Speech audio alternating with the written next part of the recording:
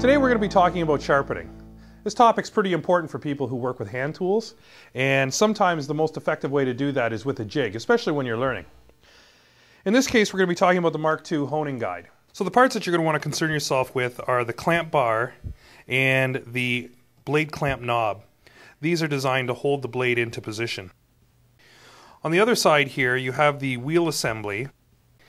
Here is the micro bevel knob, which is going to allow you to apply your micro bevel. And the final knob is the blade carrier locking knob, which allows you to move between different sets of angles while using the jig. The other part of the honing guide is the registration jig.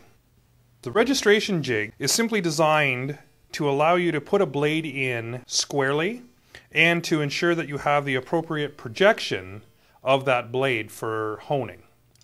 The way it's achieved is with this small fence on the back side of the registration jig and a stop that is adjustable by reading the front numbers on the registration jig and setting the stop to the appropriate position. Attaching the two is quite simple. You attach this by sliding it on the sliding dovetail here on the front, and you'll notice that there are a set of numbers inscribed on the jig.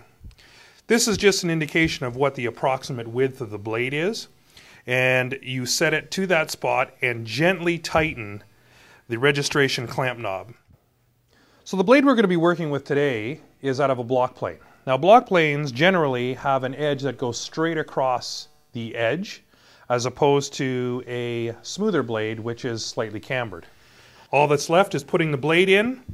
Simply turn the jig upside down and place the blade in the bevel up position, ensuring that it is perfectly registered on the fence and up against the stop.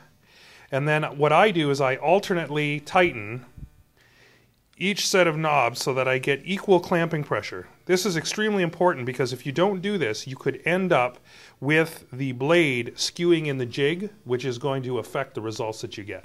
You're also going to want to make sure that the micro bevel knob is in the 12 o'clock position when preparing to do the primary bevel. Once the blade is in position, simply loosen the registration jig clamp knob and slide it out of the way, and you're ready to hone. Today we're working with a piece of glass with sandpaper adhered to it as our abrasive medium, but you can use whatever you have in your shop or that you generally sharpen with. What's important is that this jig gets held correctly against that particular abrasive so that you get the grind that you're looking for. So in order to hold the jig properly, what you want to do is put your fingers down on the jig and support the blade on either side by putting equal downward pressure on the blade. If not, you could end up with a cambered blade. All that's left is moving the jig back and forth in order to begin honing. Once we're done the primary bevel, we're going to move the micro bevel knob to the 6 o'clock position in order to help us hone the secondary bevel. Also, I'm going to switch to a finer grit paper so that I get a nice glass-like edge on this blade. So the last step of the honing is going to be to remove the blade and remove the burr that you just generated from working on the bevel. To do this, all you're going to do is flip it over onto the back side, and a few strokes should be enough on the finest grit to remove that burr.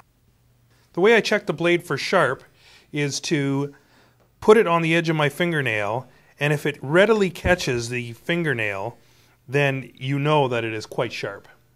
So now that you have a keenly honed blade, all that's left is put it back into the tool and get back to what you really enjoy doing, which is woodworking.